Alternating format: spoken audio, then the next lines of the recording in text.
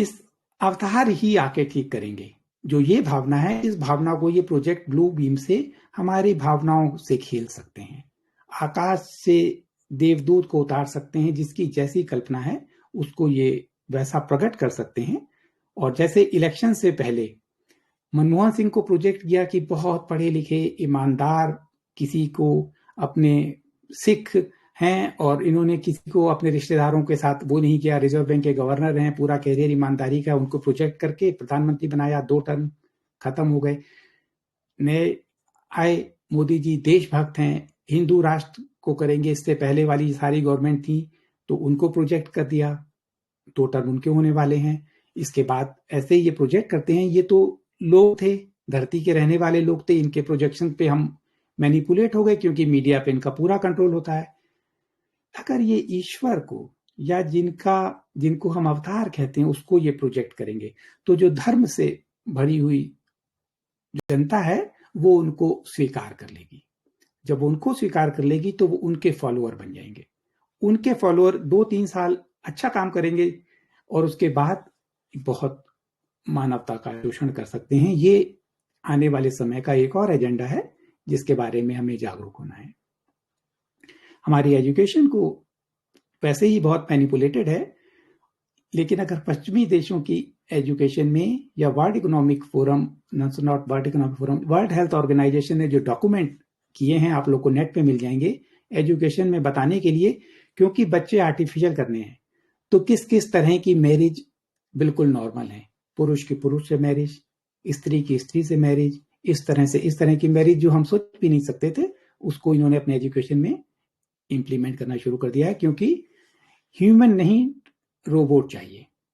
बच्चे आर्टिफिशियल पैदा हों, बाहर पैदा हों और उनको हम कंट्रोल कर सकें। इसके अलावा जो पिछले समय में डर फैलाया और उस डर के बाद इन्होंने कहा कि एक ऐसी वैक्सीनेशन चाहिए जिसको इमरजेंसी परमिट किया जाए, अदरवाइज की परमिशन नहीं है। ये इस टेक्नोलॉजी के इतने ज्यादा रिस्क हैं, इस mRNA टेक्नोलॉजी के रिस्क बहुत ज्यादा हैं, इसलिए कभी इसकी परमिशन आज तक नहीं दी गई थी। तो अब की बार इसकी परमिशन इसलिए दी गई क्योंकि एक इमरजेंसी है पूरी दुनिया पे। चलो, इसके बाद अब अगर आप देखो तो जो टिटनेस का इंजेक्शन होता है, जरा भी खरोच लग जाए, डॉक्टर के पास जाते हो तो पूछता है टिटनेस का इंजेक्शन लगा कि नहीं, नहीं तो लगा देते हैं। वो टिटनेस का इंजेक्शन mRNA बेस्ड बन गया जर्मनी में, धीरे से इंडिया में बन जाएगा। अभी हमारे गृह मंत्री ने लड़कियों को गर्भाशय के कैंसर की वैक्सीन mRNA बना दी, कोई पूछेगा भी नहीं। आने वाले समय में ये अपने एजेंडा को इस तरह इंप्लीमेंट कर रहे हैं। उस तरह कान नहीं पकड़ पाए लोग, थोड़े से जागरूक हुए, बहुत कम जागरूक हुए, तब भी अब इस कान को इस तरह पकड़ना शुरू कर दिया है कि हर वैक्सीन को रोल्ड कर रहे हैं। धीरे धीरे लोग पूछना बंद कर देंगे, तो अल्टीमेटली इनका एजेंडा इंप्लीमेंट इस तरह भी करने की कोशिश कर रहे हैं। तो इसलिए भी हमें जागरूक होना है। इसके अलावा हर चीज को कंट्रोल करने के लिए एक बहुत पॉपुलर चिप की ये कॉन्सेप्ट ला रहे हैं। जो माइंड को कंट्रोल करना है, माइंड को अभी भी रीड कर रहे हैं, लेकिन उससे भी ज्यादा कंट्रोल करना हो, अगर ह्यूमन के ब्रेन में चिप लगा दें तो उसको पूरी तरह कंट्रोल किया जा सकता है। और इसीलिए जगह जगह पे टावर लग रही हैं, जो मोबाइल के टावर कहते हैं। अब 4G का नेटवर्क है, काफी है, उसकी स्पीड ठीक है, इससे ज्यादा जरूरत नहीं है। लेकिन 5G, 6G, उसके रेडिएशन बढ़ाना और उस रेडिएशन को धरती के एक एक कोने में, एक एक जंगल में, कि अगर कोई कहीं भी हो तो वो उस टावर से उसको कंट्रोल कर सकें। जैसे अगर मैं ये मोबाइल लेके किसी भी दुकान पे जाता हूं, कहीं भी होता हूं, तो मुझे ट्रैक किया जा सकता है कि मैं इस समय धरती पे कहां हूं, अगर उस जगह मोबाइल का टावर है तो। लेकिन जंगल में भी टावर नहीं है, तो जंगल में धरती के 1 स्क्वायर इंच भी जगह ना बच पाए जहां पे मोबाइल के सिग्नल्स ना हो, चाहे वो नुकसान करे या ना कुछ, और ह्यूमन के अंदर एक चिप इम्प्लांट हो जाए ताकि उसको हम कंट्रोल कर सकें। ये एजेंडा का हिस्सा है। अगर ये इंप्लीमेंट हुआ तो आप सोचो कि ह्यूमन क्या होगा। ह्यूमन, आधा ह्यूमन और आधा रोबोट होगा, और बहुत एक निकृष्ट जिंदगी जिसको कह सकते हैं।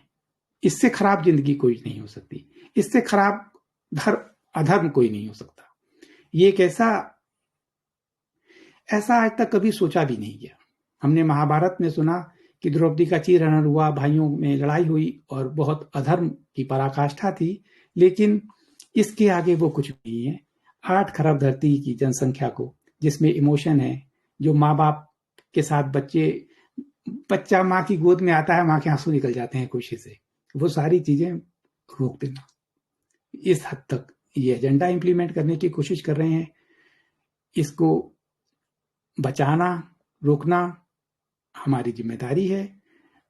दोनों तरफ का युद्ध है और हर युद्ध में या हर अधर्म जब होता है, पाप का खड़ा भरता है, तो नए युग का परिवर्तन होता है। ये एक नए परिवर्तन की नींव भी रख रहा है साथ के साथ। और यही जो ब्रह्मांड है, बहुत इंटेलिजेंट सिस्टम है, एक्सट्रीमली इंटेलिजेंट है। एक उदाहरण देखो, अगर आप, जर्मनी सेकेंड वर्ल्ड वार में बहुत पावरफुल देश था, पूरी दुनिया पे इसने भी आक्रमण करके इसको अपने कंट्रोल में करने की कोशिश की। इसको हराने के लिए अमेरिका, यूके, फ्रांस और रूस 4 देश मिल के आए, तब इसको हरा पाए। जर्मनी के पास 1930-40 में यूएफओ की टेक्नोलॉजी थी। आप लोग को आश्चर्य होता होगा, हमने आज तक सुना नहीं, हमने कभी देखी नहीं। ये टेक्नोलॉजी बहुत पुरानी है, जर्मनी के पास थी, इसीलिए इसको कंट्रोल करना मुश्किल था। खैर, मानो आप या ना मानो, उस टेक्नोलॉजी के बारे में ये गलत बात है, लेकिन ये पावरफुल था, ये तो सबको पता है। जब ये हारने लगा तो इस देश के 16-17 साल के बच्चों को इन्होंने युद्ध में भेज दिया, तो यहाँ पे आदमियों की कमी हो गई, औरतें बची। तो इतना इंटेलिजेंट सिस्टम है कि यहाँ पे जो बच्चे हुए, अभी शायद 100 औरतों पे 102 या 104 मेल पैदा होते हैं, क्योंकि फीमेल में जो मोर्टेलिटी रेट ज्यादा होती है, वो ज्यादा बचती हैं। कुछ लड़के पैदा होने के बाद थोड़े ज्यादा मरने की उनमें संभावना होती है, इसलिए 100 लड़कियों पे 104 शायद मेल पैदा होते हैं, या 2 या 4। जर्मनी में उस समय 100 लड़कियों पे 135 लड़के पैदा होने शुरू हो गए। किसने बताया? ये नेचर इतना इंटेलिजेंट है। ये ब्रह्मांड जैसे ही वो अपने आप बैलेंस बनाता है, तो एक तरफ तो ये इतने खराब काम हो रहे हैं, इसको बैलेंस करने के लिए चेतना जाग रही है। तो ये दोनों के बीच में आने वाले समय में युद्ध है, अधर्म और अधर्म का युद्ध है। इसमें सबके लिए फ्री चॉइस है, सब लोग अपना अपना रास्ता चुनने के लिए स्वतंत्र हैं। और इन दोनों में बहुत सारी बातें समान भी हैं। जैसे वो न्यू वर्ल्ड ऑर्डर कहते हैं, जब उसकी एडवर्टाइजमेंट करते हैं, तो वो कहते हैं कि आपके पास कुछ भी नहीं होगा, फिर भी आप खुश हो गए। क्यों? क्योंकि जैसे फूड क्राइसिस है, ऐसे ही फाइनेंशियल क्राइसिस, मैं अभी बोल नहीं पाया, लेकिन फाइनेंशियल क्राइसिस भी इसी का एक हिस्सा है। फाइनेंशियल क्राइसिस करने के बाद लोग जब गरीब हो जाएंगे, तो गवर्नमेंट कहेगी हम आपको डिजिटल करेंसी दे रहे हैं, आप इससे कुछ अपनी जरूरत की सामान ले लो। तो मजबूरी में सामान लेंगे लोग, इसलिए डिजिटल करेंसी पॉपुलर होगी। तो जो 1% लोग 80% वेल्थ को कंट्रोल करते हैं, वो तो कंट्रोल करते रहेंगे। बाकी जो 20% है, वो सब में वो कहेंगे कि आप इक्वल डिस्ट्रीब्यूट हो रही है, आपके पैसे खत्म, आपका जो भी जुड़ा था धन संपत्ति सब आज से जीरो हो गई, क्योंकि सब मिल के एक बहुत बड़ी देश पे, जो पूरी दुनिया पे क्राइसिस आई है, उसको मिल के हमें काम करना है। तो you will O nothing, you will be happy, ये वर्ल्ड इकोनॉमिक फोरम का स्लोगन है। अगर आप मेरी बात पे विश्वास ना कर रहे हो, तो उनकी वेबसाइट पे जाके देख सकते हैं। तो ये इसका प्लान है इस तरह कंट्रोल करने का। और अभी आपने देखा होगा, अग्निवीर की रिक्रूट कर रहे हैं। 17.5 साल से 21 साल के बच्चों को कॉन्ट्रैक्ट पे रिक्रूट कर रहे हैं, क्योंकि लोग जाग रहे हैं और इनके अपने एजेंडा को इंप्लीमेंट करने के लिए। जैसे अंग्रेजों के समय भारतवासियों ने क्रांतिकारियों को गोली मारी थी, क्योंकि वो अंग्रेजों की नौकरी कर रहे थे, सेम टू सेम दोबारा करने का प्रयास है। कुछ थोड़े लोग जो जाग रहे हैं, कुछ सो रहे हैं, और जो पूरी पुलिस है उसको 4 डोज लेना कंपलसरी है, ले चुकी है। मिलिट्री उनके कंट्रोल में है, आप जानते हो मिलिट्री के लिए कंपलसरी है।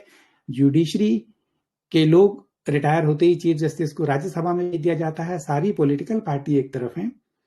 ये कठिन लगता है, लेकिन जब अधर्म इतना ज्यादा है, तो उसी के साथ युग परिवर्तन इक्वली तेजी से बढ़ रहा है, क्योंकि ब्रह्मांड इंटेलिजेंट है। और अगर हम युग परिवर्तन की अपनी फोकस इनसे हटा के युग परिवर्तन की ओर करेंगे, तो एक नई संभावनाएं हैं। तो इन दोनों में जो एक कॉमन बात थी, you will own nothing, you will be happy. युग परिवर्तन में भी आप जो है वननेस का अनुभव करते हैं, तो सारी चीजें इक्वली शेयर करते हैं, कोई कॉपीराइट नहीं होता, कोई पेटेंट नहीं होता, तो you will own nothing, you will be happy. New world order में ये कहते हैं कि आपकी लाइफ बहुत लंबी हो जाएगी, क्योंकि आप जब ह्यूमन ही नहीं बचोगे तो रोबोट है, रोबोट के चिप लगी हुई है, और जो बॉडी है, स्किन, टिश्यूज, बोन, ये सारी इनके पास टेक्नोलॉजी है, उसे रीजनरेट कर लेंगे।